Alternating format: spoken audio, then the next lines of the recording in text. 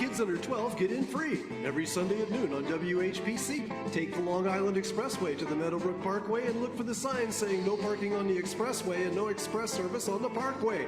Go right on Highway 24 to Garden City. $2 all-day parking includes Pit Pass.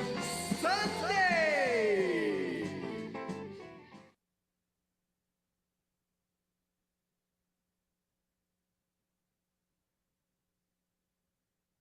Whose motorcycle is this? It's a chopper, baby. Whose chopper is this? Zed's. Who's Zed? Zed's dead, baby. Zed's dead.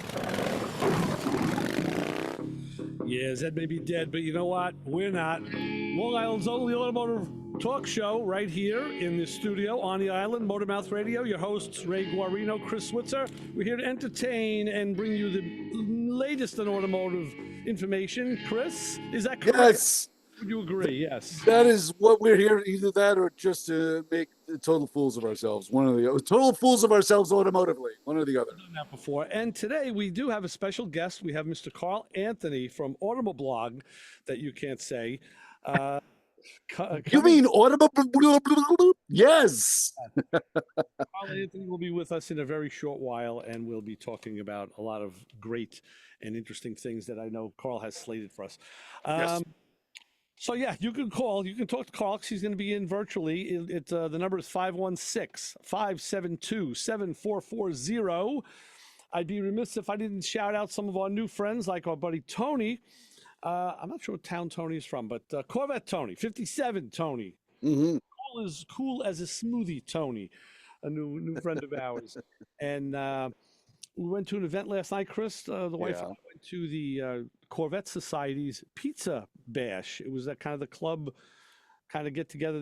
Clubs have done that through the years, and they'll take some treasury money and throw a little bash for the for the membership. Sounds like a plan.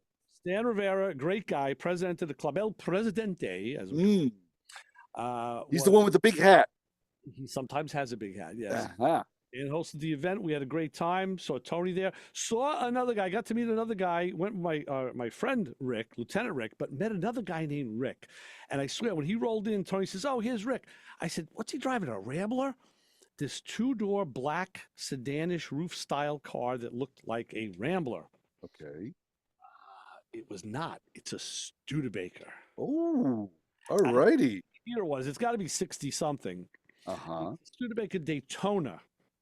Right. So it's a lark. Okay, yeah, it could have been. He could have found it on a lark. Yeah, I know it was kind of a chance thing. But... No, the car's called the lark. The Daytona would be the designation, the model designation of a lark. It's probably somewhere in the realm of 1962, 63, 64. Okay. So cool car. It's a Restomart. He bought it from actually the president of the Studebaker Club in New Jersey. Oh, okay. So we know he's got something on the ball then. Yeah, nice. And as we were kind of picking it apart, I said to him, you are lucky because all this trim on the side, the stainless. Oh, it was all there? No, everything was there. I said, wow. Probably because he was the president of the club, was he able to get. I said, if you need any of this in the future, good luck. Good luck. Exactly. You definitely have to join about 3 or 4 more Studebaker clubs in order to find all that stuff. But yeah. That's so I asked him. He was a little perturbed because he said his car was puking coolant, and we look over. Tony and I look over, and it was like dripping a little. He said, "That's not puking coolant. Puking coolant is like blah." Right. That's more like dribbling. Yeah. That's a social disease. He says, "Are you sure? Are you sure?" I'm sure. I'm sure. So I said, well, what motor's in the car? I don't even remember what the hell they came with. Back in the day, I don't know. Basically 6 bangers. There were Chevy 6s, and at the time, I don't know if the 8 was still available. I think the 280. What was it? The 283, I think, was the smallest 8 was available in those cars for a certain amount of time. But mostly it was the 6. Yeah. Whatever. What was the cube on the 6? 250. Something like, the Chevy was 230 or 250, yeah. Right. 230, 250. Well, this has a transplanted Chevy 383, a 350 stroker. Small. Oh, nice. And as soon as we walked over and looked, I said, let me take a look. He opens the hood, and I said, oh, my God. I said, here's a guy. I said, I've been looking for you. I said, you're like a doppelganger. I said, another man after my own heart. He Well, painted the engine black. the whole thing. Oh, for crying out The loud. motor was black. The valve covers were black. The intake, the air cleaner was black. I'm like, yeah. I said, you know what? I said, you're not going to leave. We got to walk over to my car. I said, I gotta show you. So you can both talk about stuff that I don't agree with. Yeah, what I've been catching hell for years. I said, Yeah. you can see it. So it ends up, well, he didn't build the motor, so that really wasn't his choice. It was. Oh, so he could change it. But his was even blacker than mine. When I looked at That's pretty black. yes, and when I looked at my car in retrospect, I had more bright things than he did. Even Wow. still, I said this is just too wild to be true. And Now, mind you, we don't pre-record this. This isn't like No. we don't discuss. We discuss stuff before the show, but you always kind of like surprise me with things. right, And we didn't talk about this, so I had no knowledge of your commonality with this individual. So just letting you know. and that's what I told him. I said, wait till my co-host Chris hears about this tomorrow. I said, I'm going to be talking about this tomorrow. I said, because he's not going to believe it. I said, he's the biggest detractor of what I did anyway. So. Yeah. Just conversation. So we're trying to help him out. He had a little bit of a cooling issue, and I don't think it's bad. He had a one of those solid style caps on the radiator. Where I told him you need one of those. I showed him. I said a vented Vent cap. cap. Fine, where you can vent. I said Right. put a 16-pound cap on here. I said if the motor is healthy, I said I think you'll be fine. I really do. Shot of penicillin, he'll be done. Yeah. So he was also working through some issues. He's got the hardest clutch in the world, which I thought I owned years ago in this same car that I have For now. you to say that, it's got to be a thigh buster, a Oh, calf buster. So we got to talking about the intricacies of clutch technology and Z-bar, and I explained to him how I had all those troubles years past, but now when I put the car back together, I actually used a laser and made sure the angles of the arms of the Z-bar were where they were supposed to be. I didn't know they were supposed to be anywhere. You throw it in. Right. No, but there is a prescribed place in space that they should be. Just out of curiosity, you installed your 4-speed in your vehicle. It came with an automatic originally. When you looked at the firewall to tack that pedal, wasn't there like two dimples on the firewall where No. something like that would be? No. No. The pedals on the GMA body, they hang off a pedal box that's Right. above, and they hang down from that on a common shaft. So Oh, They're so in the there's nothing that attaches physically welds to the firewall. the pedal box would, but that was already there. That's Ah. already there. You just add the clutch pedal and away you go. Oh, so it's the angle is already predetermined at that point. Well, that part, yeah. What I did have to do was for the Z-bar, there's a they call that a cross shaft. There's a ball that goes in either end to let it pivot, and one ball threads into a hole on the engine block in the rear. Okay. And directly across from there, there's a tab that gets welded onto the chassis that looks like a little V or a peace sign. I like where your fingers are. That's Right. yes. And the ball that goes on that side has two flat ends on the threaded shaft. So those flat ends fit into that That's V kinky. shaft, and you put a nut on the back. So that could be Certainly do. that could be. You know what? What? Else could be off. So let's see. Let's go to the phones and see what we have here. That was nice. I think I need You're some on the water after that. Yeah. Yes. Hello. It's Pizza Ron. Hey, Pizza Ron, what's going on? How you doing, Pizza Ron? I'm doing good. Hey, coming back from a car show down in Millville, New Jersey. We went to the Shelby American show. Uh-huh. Cars were great. Pizza sucked. Oh, really? Well, yeah. And I'm surprised New Jersey usually has some pretty good pizza. Yeah, exactly. No, Southern New Jersey, hard. The diner was good. Pizza was terrible. Wow. Cars were great. I was at a pizza event last night in Hicksville, and it was I think of Felix Papalardi when I hear the name. It was Papalardo's. That was the name of the place. Mhm. Okay. Pretty good. Pretty good, I got to say. So When I hit the island, I have to go. Usually Hicksville, it's Ramos for me. that's good. Yeah. Yeah. So anyway, but I just figured I'd give you a pizza update. But the Shelby American show was really good. All right. Well, thanks for that, Rod. That's thanks for the update. Appreciate it. Yeah, no worries. All right. So long. Take care, Ron. That's long distance, Ron, from Clinton, New York. In fact. Yes. You know, I actually just recently had pizza in a place that I usually don't have pizza in, and I actually it was so doughy I called it 3 a.m. pizza. Oh yeah, You know that type of Oh pizza. yeah. That's when Pizza, you need a slice after what you've been doing up until 3 a.m. you would eat the box it came in if you missed or didn't know or was Right. right. I got you. I got you. Yeah, standing around with a bunch of knuckleheads Right. in line, barely able to order because you're slurring your words Yeah. and just throwing pizza at you. Oh yeah. Oh yes, that's So cool. so anyway, to get back before Carl Your comes in. clutch, your Yeah, clutch. so the Z-bar does have some adjustments, and of course, from the factory, that bracket is welded on the assembly line. So, Right. I had to put mine in, so it was always in suspect. And then we talked about how the transmission, he's got the same Tremec 5-speed that I have. Oh, okay. And I said to him, with a non-hydraulic, with a standard throwout bearing, not a hydraulic throwout bearing. I Okay. said the other thing that I knew that I learned right away was the transmission needs to be installed with the end of that input shaft dead nut center to the pilot bearing on the back of the crankshaft. And if it's off at all, It's it'll work. prematurely wear. It will. It'll work. It'll run, but you will have troubles. And I heard there was some clutch troubles. And he says, yes. He goes, I read those instructions because they had the installation book and there was an instruction book. He goes, I read them both. He goes, and they said that. He goes, did you read that? I'm like, I absolutely did. I said, and he goes, well, what did you do? I said, well, I set mine up and I used a dial indicator as they indicated. You put the bell housing on the engine and you Right. mount the dial indicator. So it touches the crank. Actually, you want dial indicator to be on the bell housing hole, and you turn the motor, and basically you want to make sure that you get, I think they said less than 5 thousandths run out, and I had from 0 to 3, so I was within spec. So run out meaning Out of concentricity. out of concentricity. Yes, Right, thank because you have you. the dial indicator on the circle, and as it's turning, the dial indicator is reading high and low spots. That's Got it. the reg.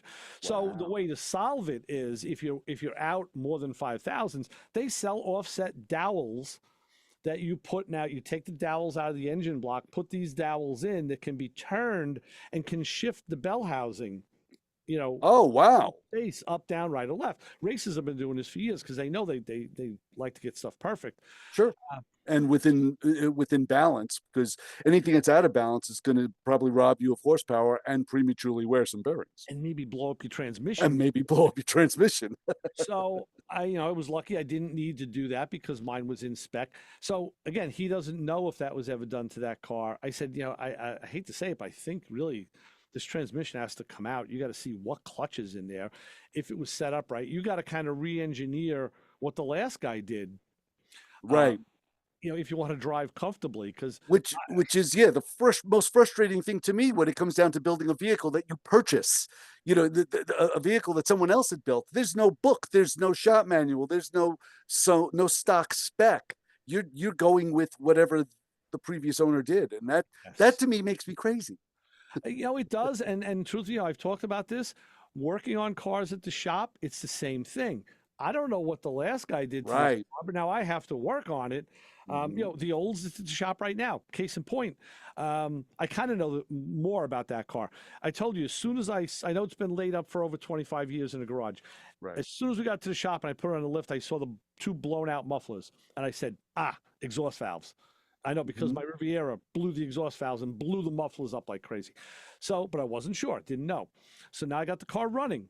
And it ran, and it did have a popping out of the right side. I said, that's supporting the exhaust valve issue. Right. This week, what I did do is I ran a scope down the intake and a scope down the cylinders, and I did a compression test.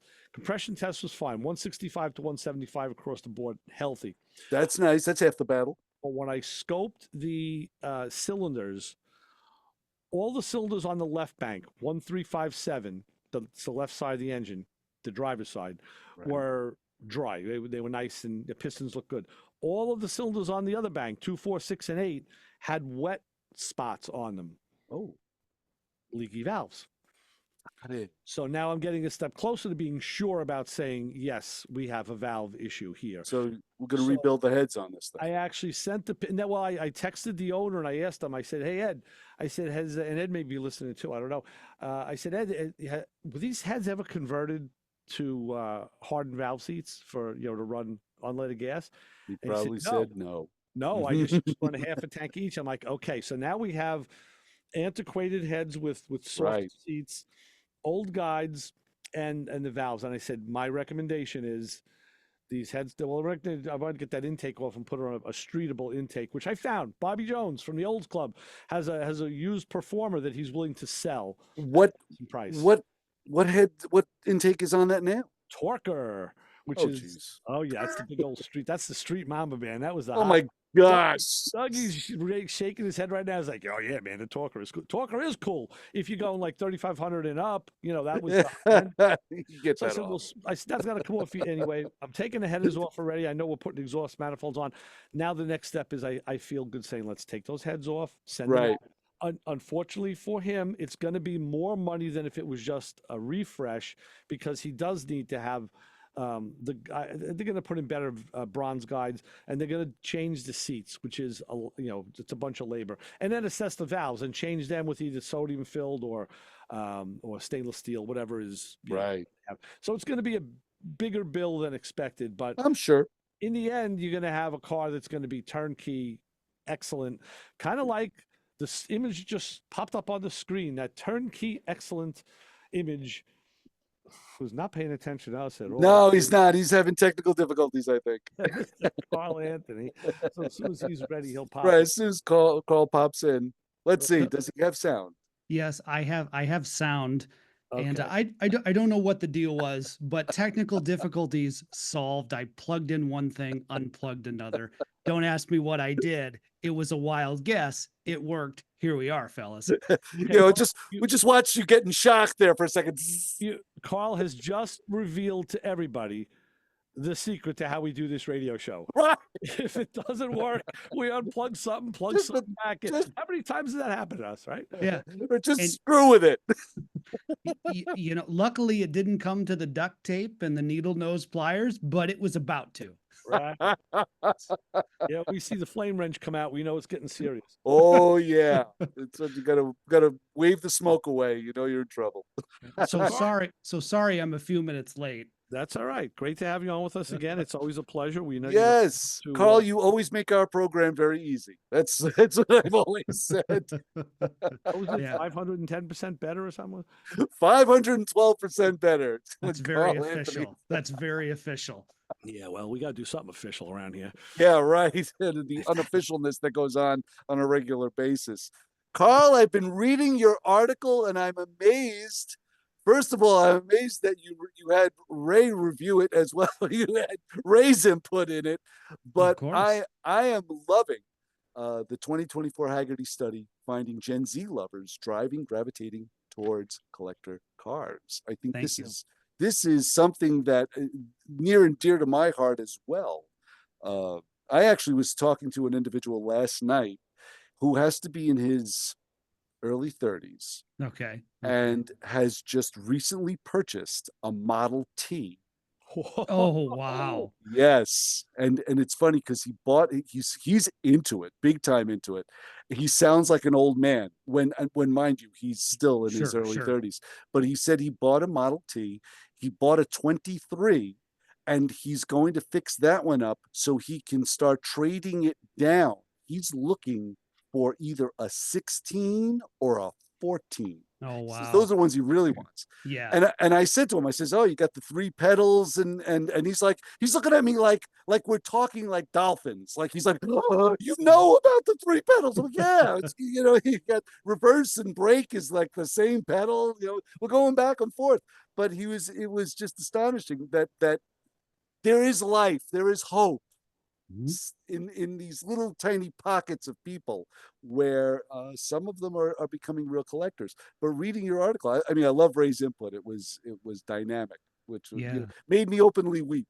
Yeah, thank you, and thank you, Ray. And what the premise is that earlier this week, Hagerty came out with their 2024 Future of Driving survey. They surveyed 2,000 Americans across the United States to try to determine the role that cars play and their sentiments and their behaviors. And some of the things that they found in that survey, once they crunched all the numbers, were that 77% of Gen Z said that they either loved or they liked driving, that Gen Z and millennials both have either owned or currently own a classic car, that there is an emotional connection to driving. So Gen Z will describe driving as making them feel free or adventurous or calm.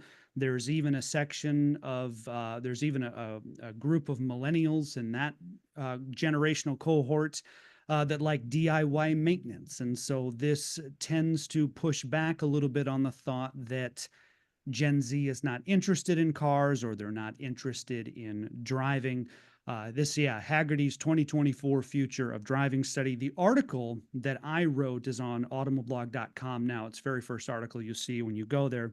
That's what I'm reading now. Yeah, it's a breakdown of the survey, and I messaged Ray. I think Ray, what did we email Tuesday or Wednesday? And I said I've got to get you some quotes. So Ray does just a fantastic job providing some quotes and some additional perspective, especially about the DIY maintenance and about his daughter who's in that generational cohort. And so it's just this type of stuff is, like you said, Chris, there is life out there. Younger generations are interested in cars, and that's what this Hagerty survey uncovers. It's funny. Carl, I think it was kind of like whenever you ask me to do stuff like this, it harkens me back to Scotty Gosson, the guy who does our opening song. Scotty has a band, and he was a journalist out of Oregon. Worked and wrote for everybody, and until he got sick and he couldn't do it anymore. But he had me writing for his blog, which was a daily blog, and he would send me an assignment. He used to call me Jimmy Olsen, and I called him Perry White. It was like cover boy. Kid, I need this. Can you do this? Can you get this for me by Friday? And it was always like, oh my God, and I knew that his level of detail and the stuff he put into his writing was phenomenally obsessive.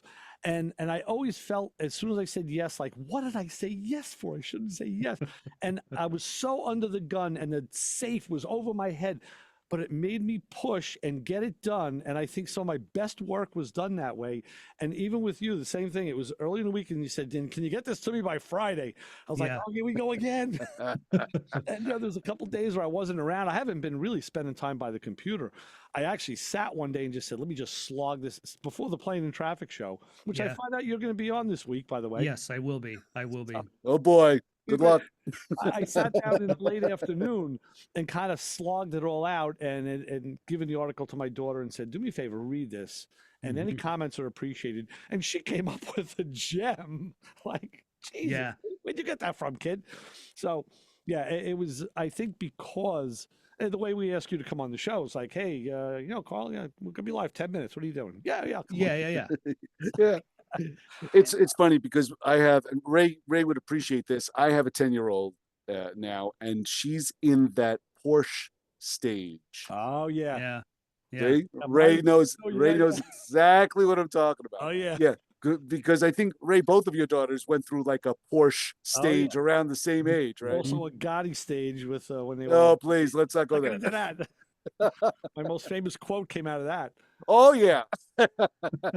I watched Ray suck a word back into his mouth that shouldn't have gone out. It was an F-bomb, and I tell you, literally, as it started coming out, it came back in, and I never saw it.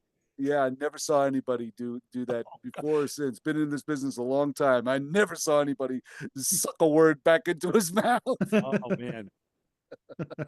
I have that clip. That's a good clip. But that it's true, and it seems that I love the fact that these kids are into the business. They want into the cars, but I'm not sure if they know what it entails. Right, the right, work that goes into right. keeping these cars on the road, and what happens when you actually drive them, the complete lack of technology that they are so used to that now they are going to endure. I'm having a problem with my Chrysler. I mean, because I'm so used to like backup beepers and Yep, backup yep, cameras and all, Yep. and I'm getting used to that. Now I get in the Chrysler and I feel like I'm in a canoe. Yeah. You know, right. it's like it's like, wait a minute, where's the little thermometer on my dashboard? Why can't I tell what the temperature is outside? It's like Yeah. this. So I'm starting to get, I'm feeling it, as well as I'm sure they're overwhelmed by the lack of technology. So And I yeah, And I think that in the article, and Ray, this is where I was really glad to have your perspective on it, because in there is a section that Hagerty future driving study found that millennials, most people go to the dealership or to a service center, and that finding is to be expected. But there is a little over 30% of millennials in the survey that raised their hand and said, I like to do DIY repairs.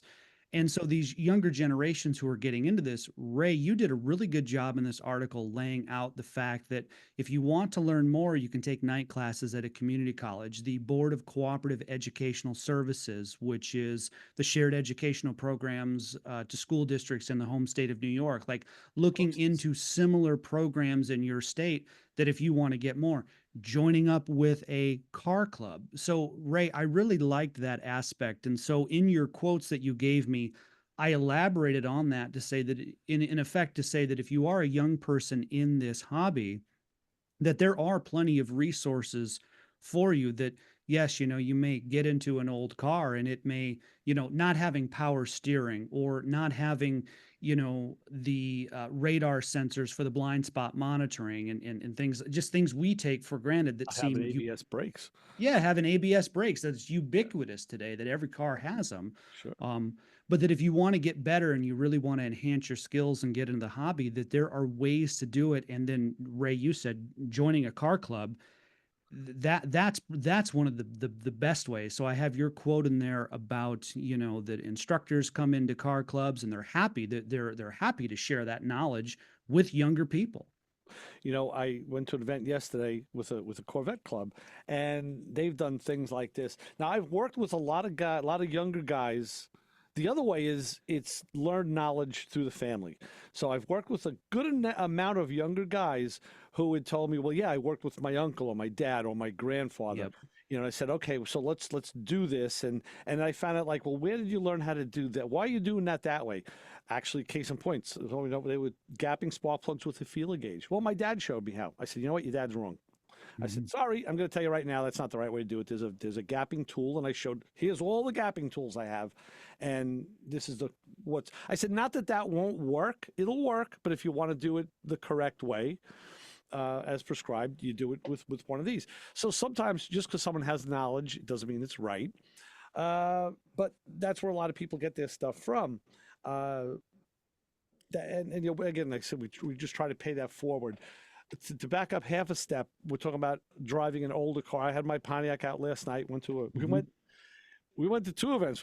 I had my wife with me. We went to the Corvette pizza event, and on the way back, I said, "Some of the guys stopped at the food truck on the highway. We got to go and stop. I want dessert." And it's the rolling joint food truck. And I got this cake roll. I'll be posting a picture of it. You'll see it. uh-huh. And it's to die for. But when I drive that car, the one thing, and I don't mind, I go right back into the 65 realm. Crank windows. It's a manual transmission. It's a resto mod, so it's nicer to drive. But the one thing that gets me, and it got me last week, was if it rains and I got to use the wipers, I got to reach down low on the dash to turn the knob to swipe the wipers. I like that the stalk switch so much better. Yep. Yeah. Bitten by technology. There So you that's go. the one thing that I wish, if I could change something, I would change. But I'm not putting a late model column in the car, so that's not going to happen. You got to deal with it. Yeah.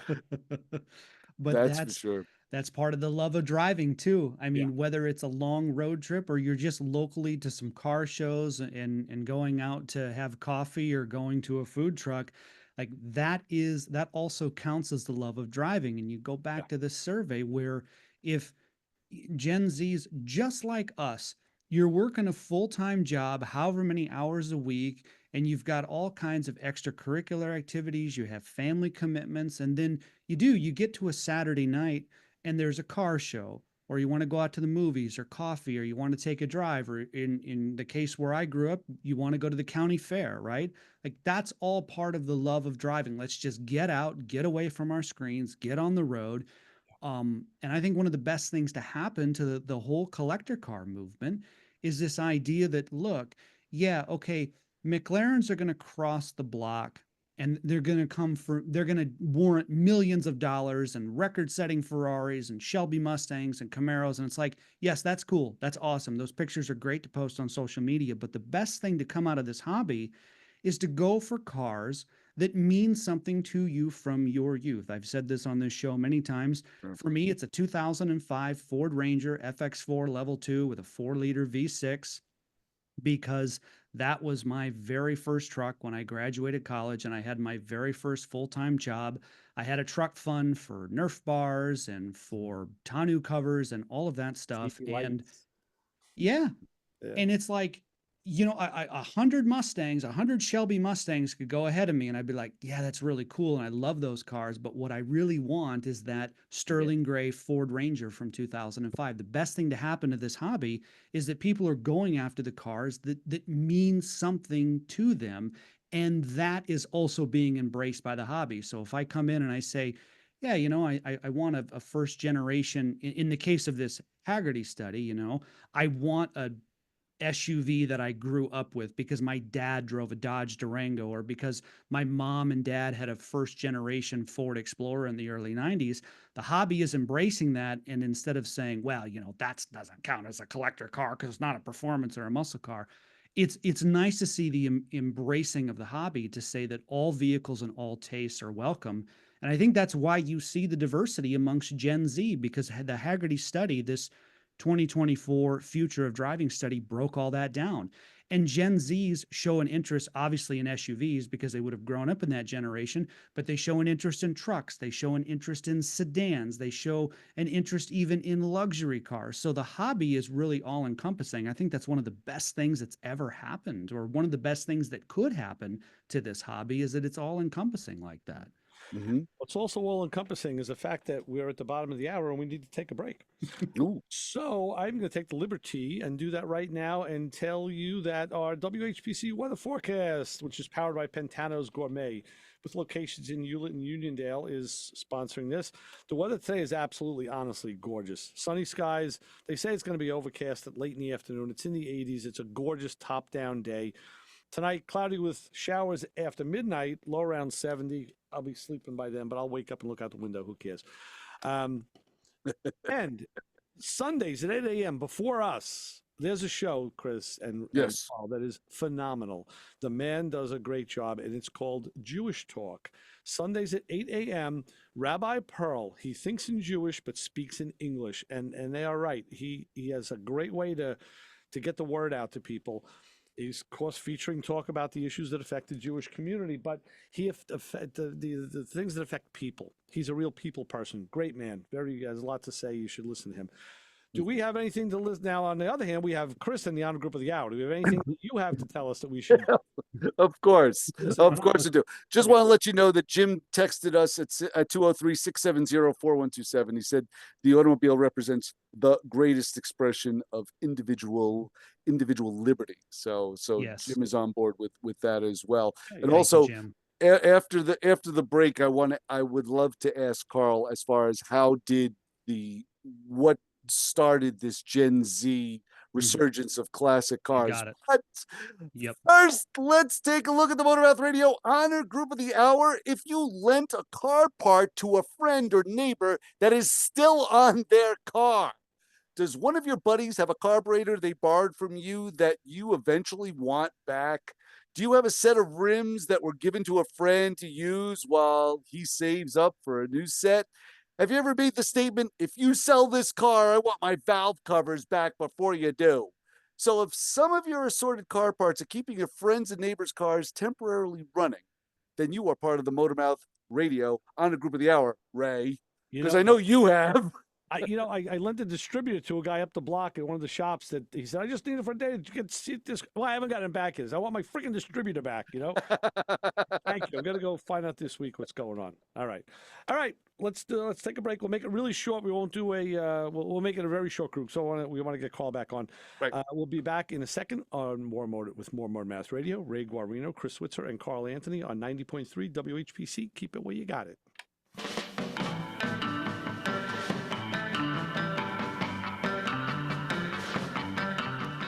My name is Carl Anthony with Automoblog and AutoVision News, and you're listening to Ray and Chris on Motormouth Radio, WHPC 90.3 FM. This show on 90.3 WHPC is brought to you by CarStar Celebrity Chase Collision, with 2 locations in Limerick and Oceanside, who remind you that New York state law says you always have the right to choose which shop will fix your car. CarStar Celebrity Chase Collision offers a full range of services, 24-hour towing between Montauk and Manhattan, shuttle service, and they can help you with a rental car arrangement if needed. All repairs include the CarStar Lifetime Nationwide Warranty, ensuring that the experts at Celebrity Chase Collision are always on your side. Y sí, hablamos español.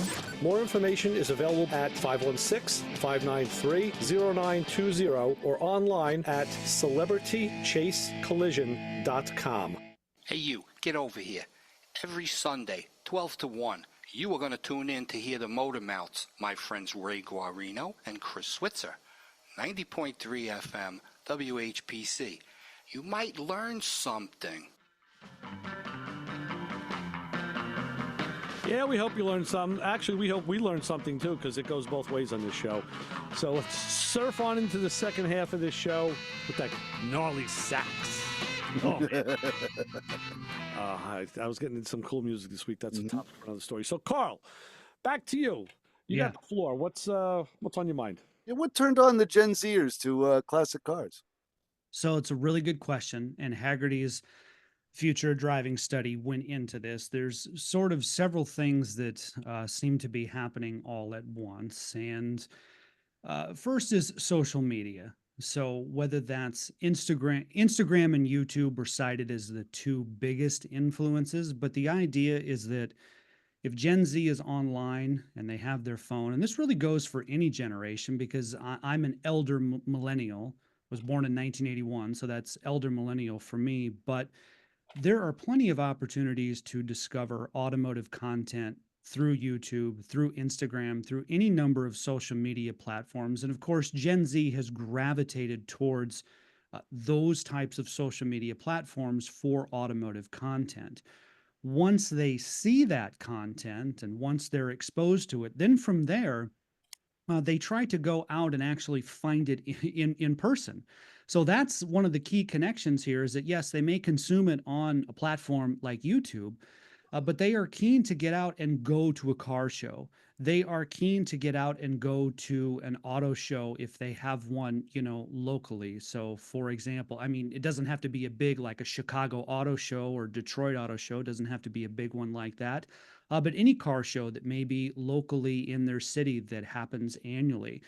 Maybe they're going with friends. Maybe they're going with a family member. Maybe they're going with a dad, with an uncle, with grandma and grandpa, right? But the point is that they're getting out and actually seeing these cars, whether it's a huge auto show or it's a cars and coffee at a local coffee shop. So you've got that happening. You've got the on-screen exposure, if you will, and then you've got the in-person exposure. And then further to that is the same stuff that would have likely inspired us. So we go back to film and television and some of those more established mediums. So for baby boomers, it's a movie like American Graffiti.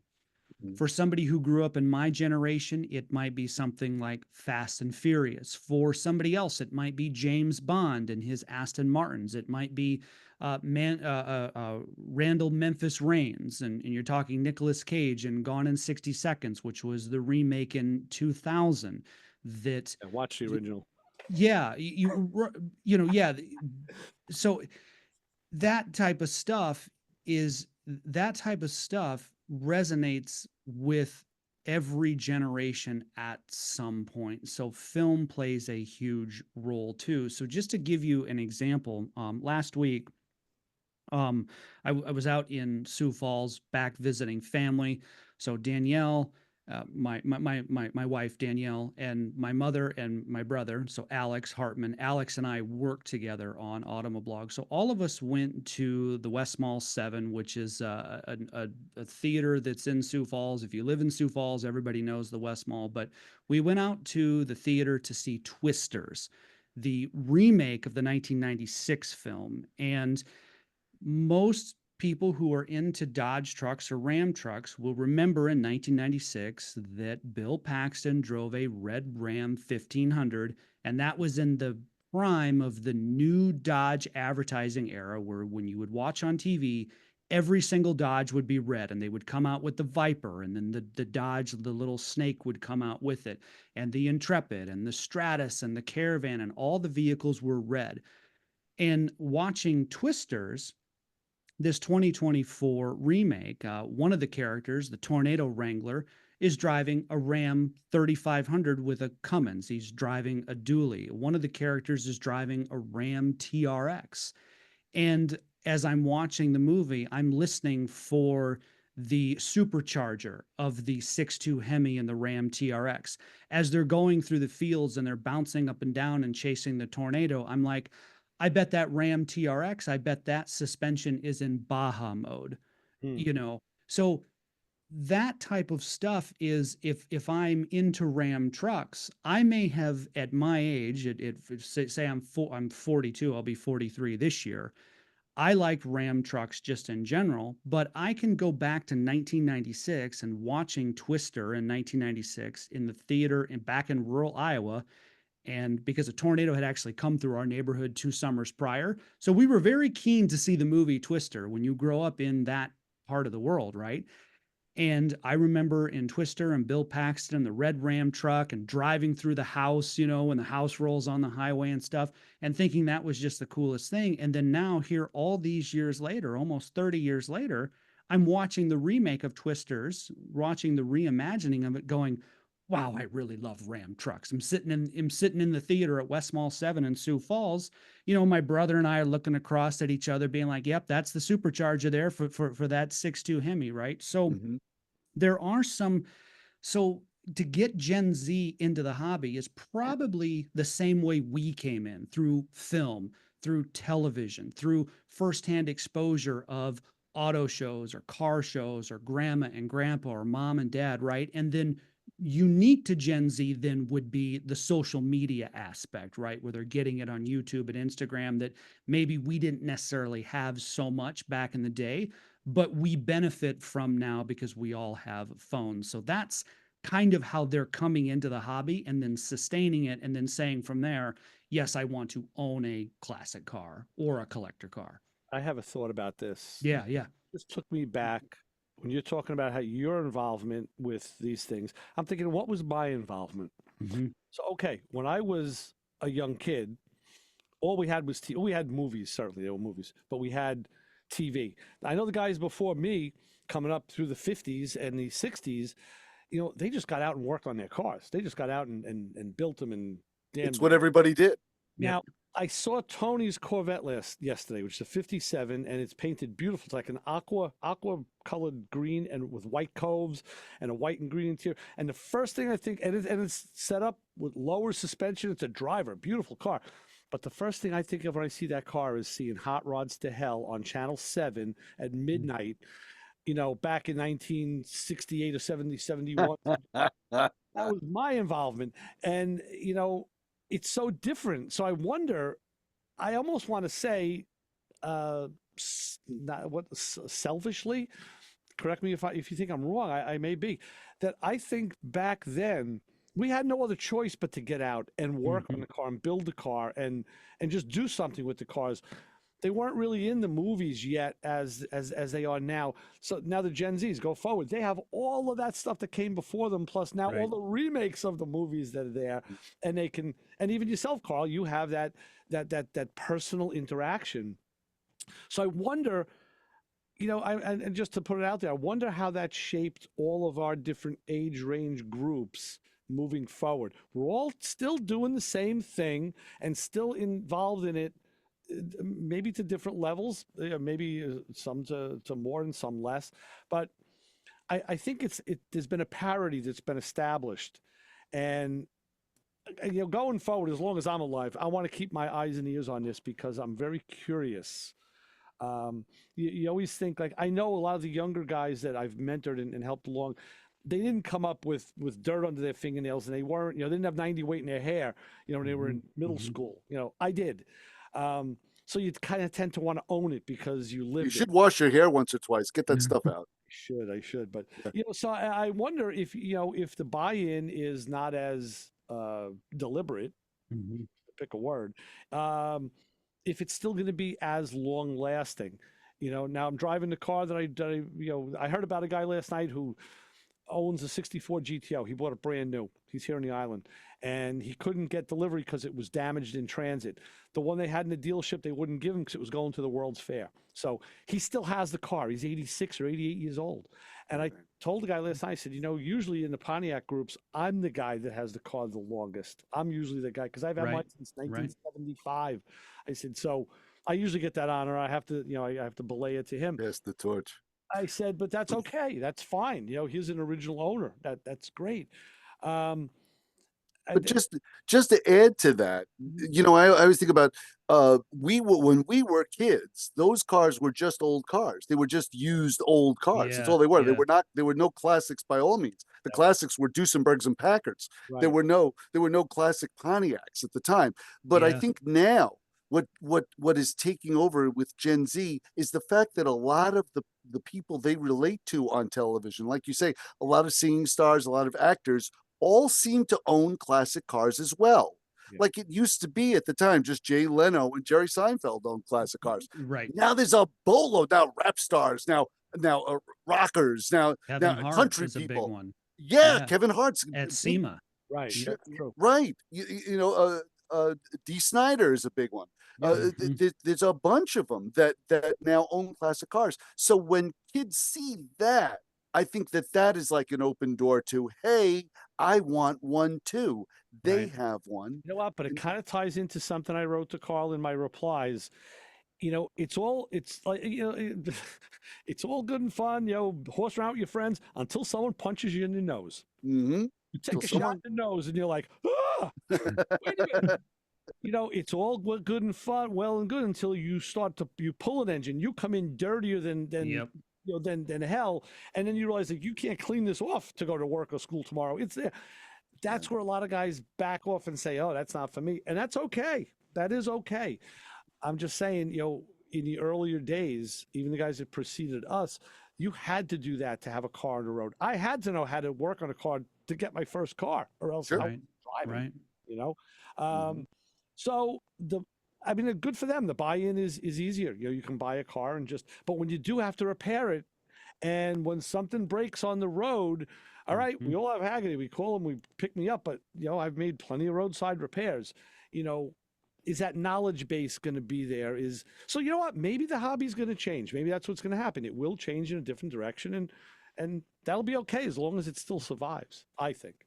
And sometimes I wonder if because I've asked the same questions, Ray, because I'm like, well, I'm only, like my vantage point only goes back so far. I mean, okay, maybe Transformers when I was a kid and the cartoons and Optimus Prime was a semi. And I'm like, but what about what people would have seen in the 1940s and the 1950s and such? And sometimes I wonder, and if the parallel is similar to music in some ways, like how different generations discover music.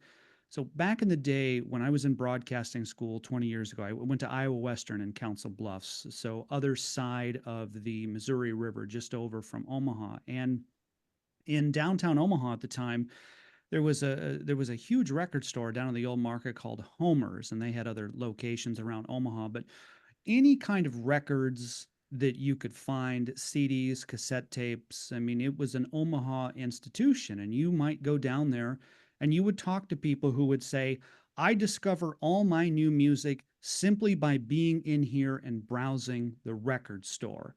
Mm-hmm. And then you would have another group of people that was like, well, I get my new music from there, but I also listen to the radio. I also listen to FM radio. Mm-hmm. And then like things like MySpace started to happen. And then bands would put their music players online. And then people are like, well, I'm discovering new music online. And then fast forward to today, and you probably have a number of people who are discovering new music on something like a Spotify or a YouTube.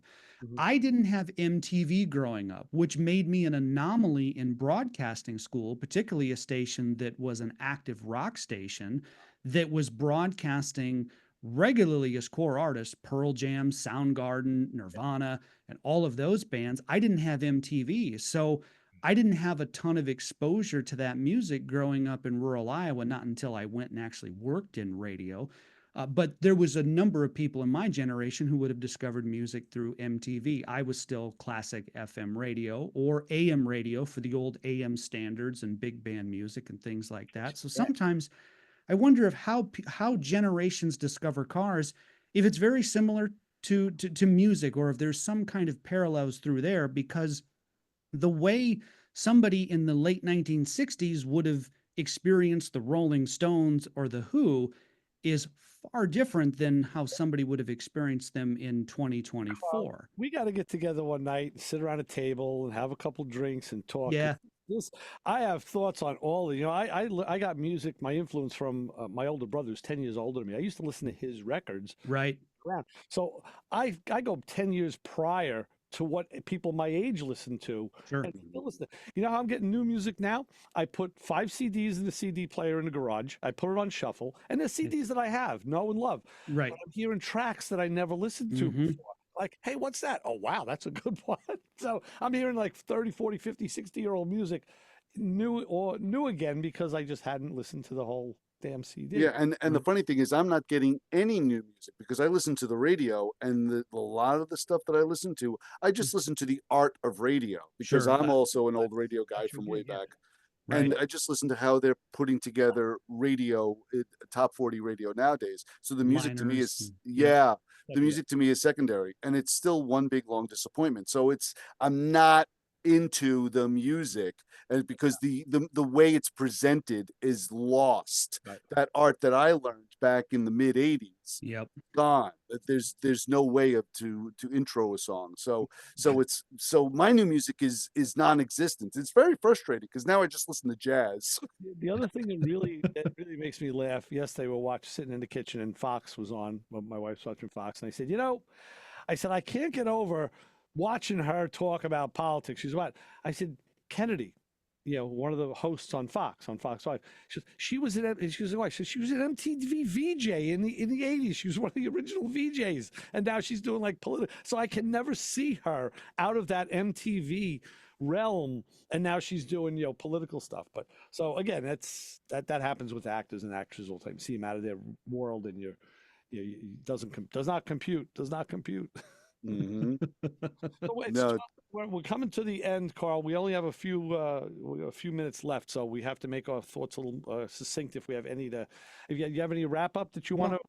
And here's the thing, when my mom listens to this show, and I love my mom has been very supportive of my career in automotive because I've been playing with Matchbox and Hot Wheels cars since I was a kid. When I grow up, and I'm like, I want to grow up and be a car guy. She was never like, don't you think you want to get a real job? So she's always been supportive over the years. And so I'm sure that my mom is listening today, and mom is always like, when I listen to you and Chris and Ray, she goes, I feel like you're just 3 buddies in a bar having a beer. And she's like, and I'm just sitting over in the table next to you guys. And Ray, when you're saying that, what we need to do is to just have like a 2-hour show where it is just music and cars, and we could do a whole hour show just on music alone, and I know we've talked about that before. Yeah. But drawing these connections and these parallels between different generations and music and cars, and trying to find the connection and things like that. That's why I love this show, because we go deep like this, and it's always such a pleasure. On Thursday night, you come on Playing in Traffic. We'll do our thing for a while. I'll be there. Stay for the after show. Unfortunately, we used to have Chassis John, our good buddy, and John and I took it to the music side because we're both very much into music, both drummers and into, we're the same age. He was a month older than me. and that kind of went away. You know, we do it a little bit once in a while, but because we have Beckham man Brian, another great friend, and I asked Brian once. I said, "Dude, I said you got to be a bass player, right? You know, because 6'3's like Yeah. you got to be the bass player." He goes, "No, I don't play the bass. I'm sorry." I'm like, "What do you play?" He goes, "I don't play anything." I'm like, damn it! I said, "You're gonna be the bass player anyway." So we'll do some music and cars if you're interested on Thursday night. And I'll get my PJs and snuggle in. Right. Just Right. put the phone to my ear.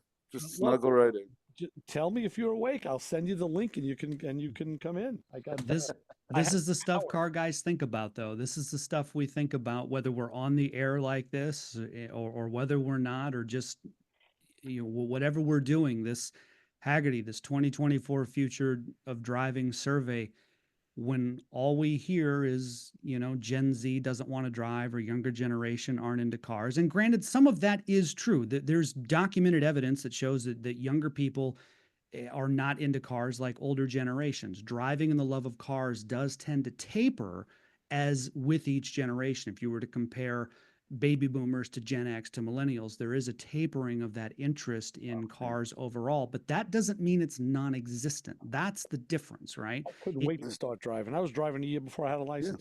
And it's so funny because kids today have Uber, they have Lyft. They just use their phone. They go click, and a car shows up. I'm glad you said that, because luckily I noticed both of my daughters. One's a millennial, one's a Gen Z.